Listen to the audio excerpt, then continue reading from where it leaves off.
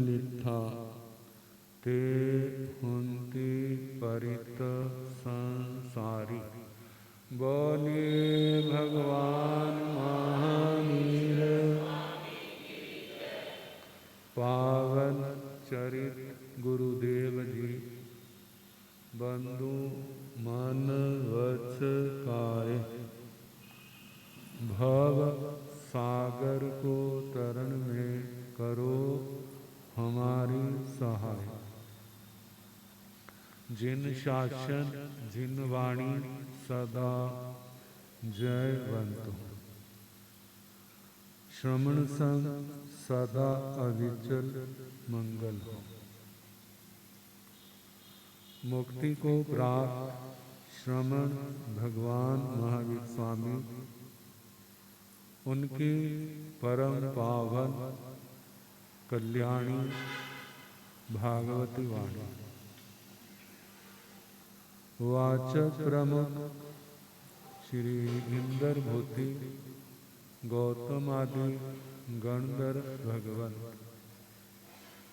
युग प्रधानाचार्य परम पूज्य श्री सुधर्मा स्वामी जी महाराज। उनकी परम पावन पाठ परंपरा वर्तमान आचार्य ध्यान योगी परम पूज्य श्री शिव मुनि जी महाराज एवं गुरुजन सबकी पावन कर्ण स्रोतों में मेरा अनंत अनंत बार वंदना नमस्कार। उपस्थित धर्म प्रेमी सज्जनों, माताओं तथा बहनों, नव तत्व में संवर तत्व और उसमें 5 चारित्र, सामायिक चारित्र, छेदोत्स्थापनी चारित्र, परिहार विशुद्धि चारित्र, सूक्ष्म संप्राय चारित्र, यथाख्यात चारित्र। सामायिक चारित्र तो इसमें सामायिक के 3 अंगों का वर्णन, सम्यक तो समायिक, श्रुत समायिक और चारित्र समायिक। चारित्र समायिक के 2 भेद, देश विरति और सरल विरति। इन दोनों में शब्द वही 5 आते हैं, अहिंसा, सत्य, अस्तेय, ब्रह्मचर्य और परिग्रह। इनका पालन कौन आत्मा कितना कर रहा है, उसी के अनुसार आत्मा का विकास होगा। ज्यादा पालन है तो ज्यादा होगा, थोड़ा पालन है तो थोड़ा होगा। इन व्रतों में पहला अहिंसा व्रत है, जिसमें जहाँ परिपूर्णता है वहाँ तो 6 काया के जीवों को अभय दान देना है। 6 काया के जीवों को अभय देना। जीव तत्व में 6 काया का बड़े विस्तार के साथ वर्णन दिया गया। भगवान कहते हैं जो जीवों को नहीं जानता और जीवों को नहीं जानता, जीव अजीव की जिसको जानकारी नहीं है वह संयम कैसे पाता, वो संयम कैसे पाता। 6 जीवनी काय, पृथ्वी काय, आप काय, तेजस काय, वायु काय, वनस्पति काय और त्रस काय, ये 6 प्रकार के संसारी जीवों की 6 श्रेणियां। सामायिक के अंदर इन 6 को अभय दान दिया जाता है। पृथ्वी काय के जीवों को अभय दान आप काय के जीवों को अभय दान, तेजस काय के जीवों को अभय दान, वायु काय के जीवों को अभय दान, वनस्पति काय के जीवों को अभय दान और त्रस काय के जीवों को अभय दान। जिनको इन 6 काया के जीवों के स्वरूप का बोध है वह तो बचेगा पाप से, उस हिंसा से बचेगा। जिसको जानकारी नहीं है वह कैसे बचे? मानो जिसको जानकारी है,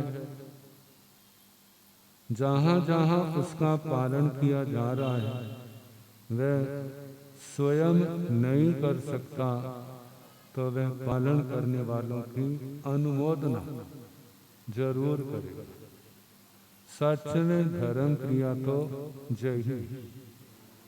जो सम्यक दृष्टि है, ये नहीं है मैं नहीं करता, जो मैं कर रहा हूँ वो ठीक है, बाकी सारे क्या है जो मेरे अनुसार नहीं चल रहे वो गलत है। ये तो सम्यक दृष्टि का लक्षण नहीं। सम्यक दृष्टि मानो अपने से दूसरे से नहीं होता है तो व्यक्तिगत कमजोरी है, प्रमाद है।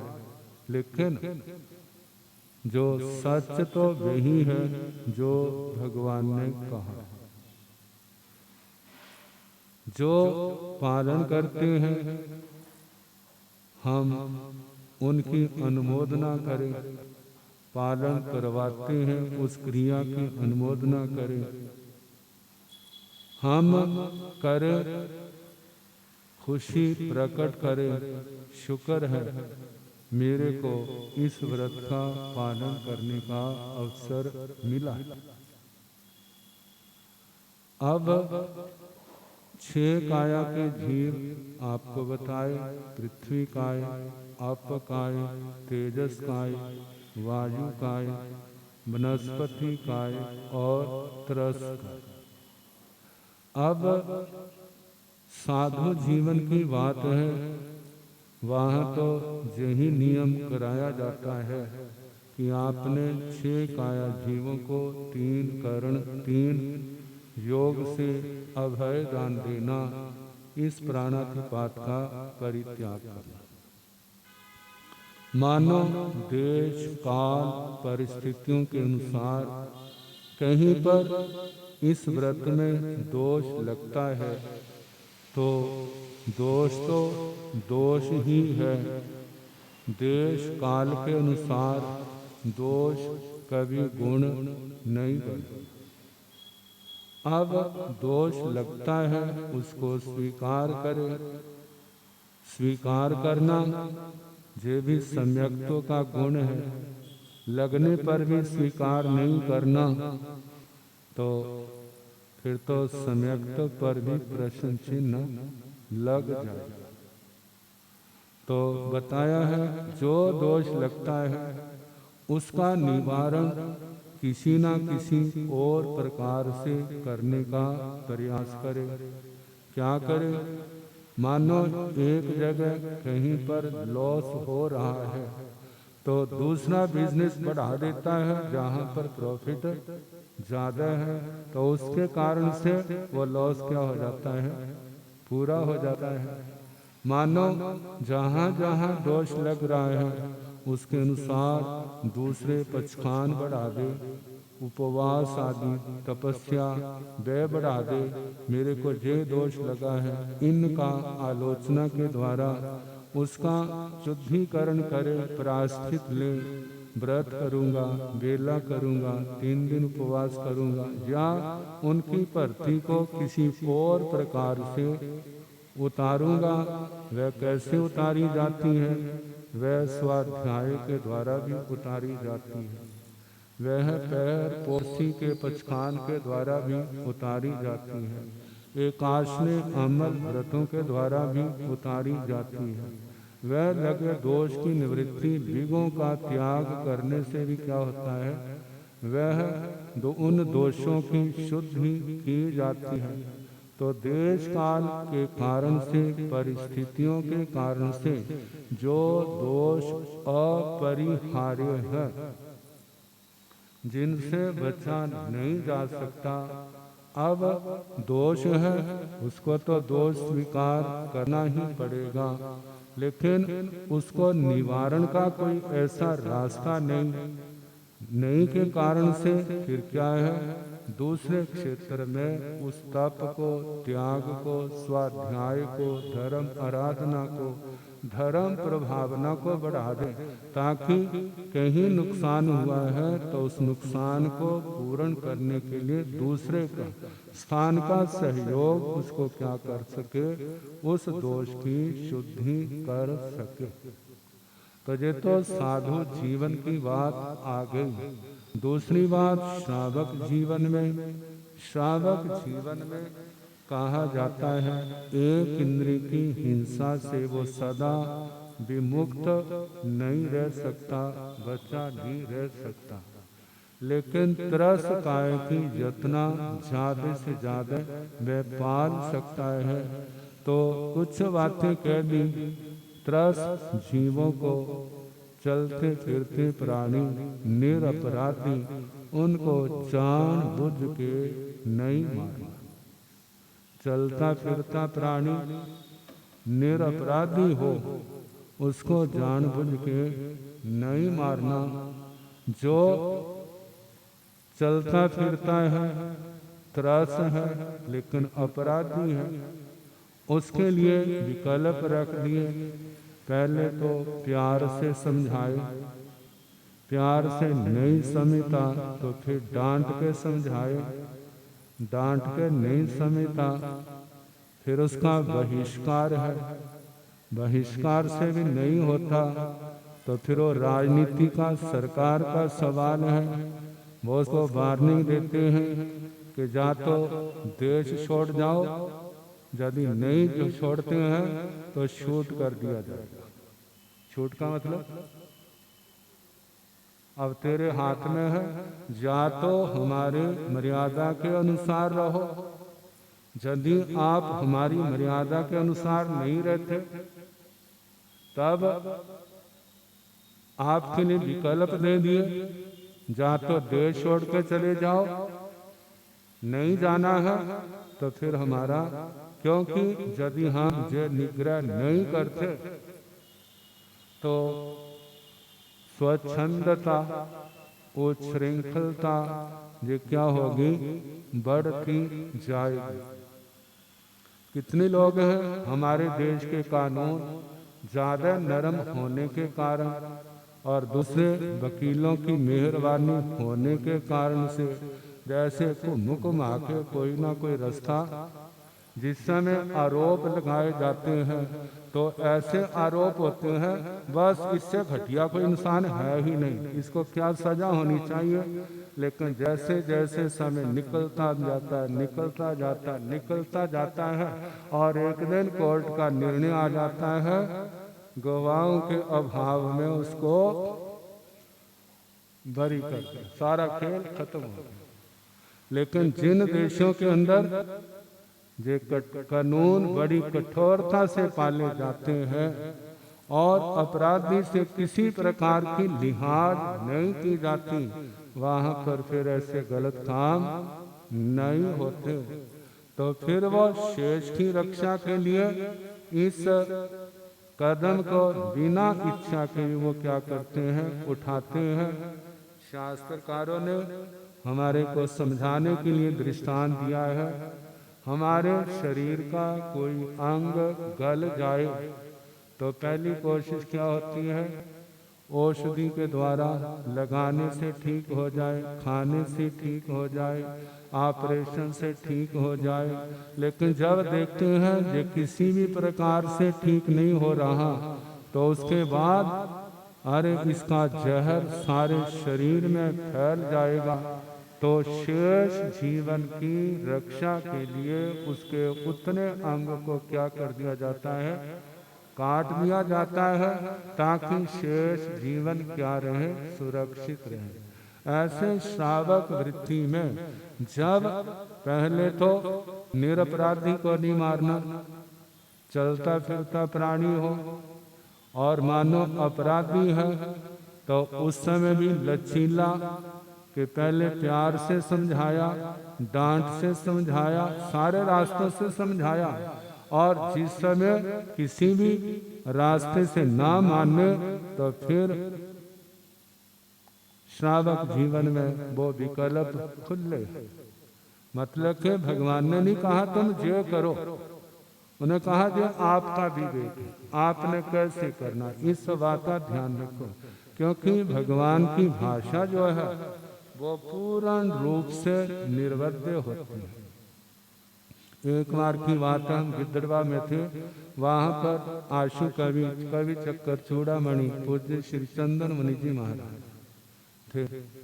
तो होता है ना, कहीं कहते महाराज मेरे को दिन का नियम करा दो। क्या करा दो? तुम्हारे समीप है, मेरा दिन का नियम है, क्या करना? दिन को रोटी खाना। तो ऐसा प्रसंग चला तो उन्होंने कहा जी भाषा निर्वध्य नहीं, ये भाषा क्या है?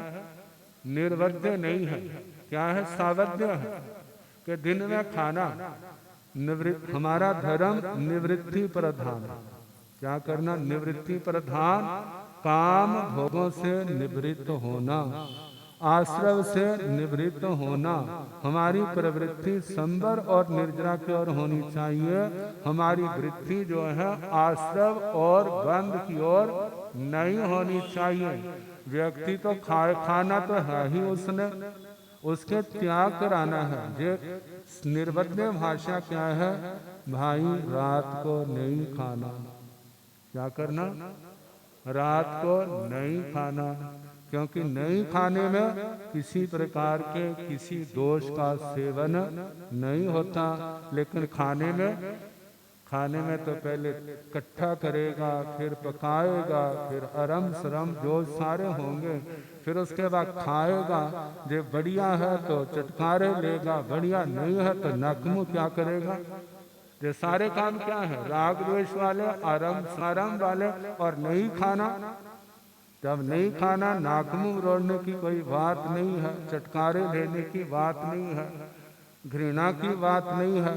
और दूसरी बात, इन सब नियम पचखानों के पीछे क्या होता है? ज्ञान, विराग, विवेक। जितने चीज होंगे उतने हमारे नियम, व्रत, संवर, निर्जरा को बढ़ाने वाले होंगे। संवर का कारण आत्मा की निर्मलता का कारण बनेंगे। तो पहला व्रत श्रावक श्राविकाओं का चलते फिरते निरपराधी जीवों के ऊपर हाथ नहीं उठाना, उस पर शस्त्र नहीं उठाना।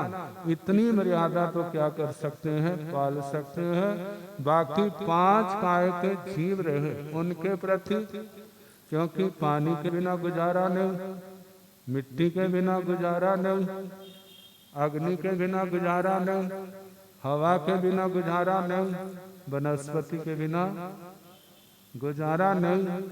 तो जहां पर श्रावक श्राविकाओं का 8वां व्रत आता है, अनर्थ, दंड, विरमण, निष्प्रयोजन हिंसा नहीं करना, जिसके बिना आपका जीवन सुचारू रूप से चल सकता है वहां पर अपना जीवन चलाए। जहां नहीं चलता है तो वहां पर ये नहीं है कि भगवान ने ज्यादा पाप करने की आज्ञा नहीं दी, थोड़ा पाप करने की आज्ञा दी है। भगवान ने तो थोड़े की भी आज्ञा नहीं दी है। भगवान के वचन है ये नहीं है कि पाप थोड़ा करो, भगवान के ये वचन नहीं है। भगवान के वचन है अपने आप को पाप से ज्यादा बचाओ। जितना बचाओगे उतना आपके लिए कल्याणकारी होगा। जितना पाप का सेवन करेंगे, जो सिर में डाली हुई जुएं जो है तुम्हारे कोई निकालनी पड़ेगी, नहीं तो तुम्हारा क्या करेंगे? खून पिएंगे। तो ऐसे ही किए हुए पाप कर्म आने वाले समय में इसी आत्मा को परेशान करने वाले होंगे। पहला उपदेश तो है कि समस्त 6 काया के जीवों को अभय दान दो। यदि जो नहीं कर सकते हैं तो ज्यादा से ज्यादा इन पापों से अपने आप को बचाने का प्रयास करो। जो बचने का प्रयास है वो आपका धर्म है, और जो बचने का प्रयास नहीं है वो क्या है? वो अधर्म और वो अविरति है, मैं अनिवृत्ति है। तो भगवान का पापों से निवृत्त होना ये धर्म है, पापों में प्रवृत्त होना ये धर्म नहीं है। अपनी आत्मा को निर्मल बनाना है तो इन व्रतों को कैसे विवेक से पालन करना है। तो 5 स्थावरों की हिंसा में जितना आप अपने आप को बचा सकते हैं बचा सकें। 24 घंटे नहीं बचा सकते हैं तो कहा जाता है जो आप सामायिक करते हैं, सामायिक के समय अपने आप को क्या करें, उस समय आप पूर्ण अभयदान दे सकते हैं। सामायिक का समय साधु का नहीं, लेकिन साधु के समकक्ष आ जाता है। इतना फर्क है जैसे 90-100 का अंतर। कितना अंतर है? 90-100 का ज्यादा अंतर तो नहीं होता, केवल 2 घड़ी के लिए। कहते हैं रोज घर में खीर नहीं खा सकते तो महीने में तो खा सकते हैं, उतना स्वाद ले सकते हैं। ऐसे साधु जीवन का सारे जीवन के लिए नहीं तो 2 घड़ी का तो स्वाद ले लो, लेकिन जो खीर की तरह स्वाद आए ऐसा नहीं है। लेकिन इसका परिणाम वो खीर से भी अनंत गुना स्वादिष्ट होगा। जिसमें अशुभ लेशों का त्याग किया जाता है और धर्म लेशों का प्रयास किया जाता है। अशुभ लेशाएं नष्ट हो और धर्म लेशाएं हमारे अंदर पैदा हो। अब इनके संबंध में और जो कल जैसे समय होगा सुनाने का प्रयास।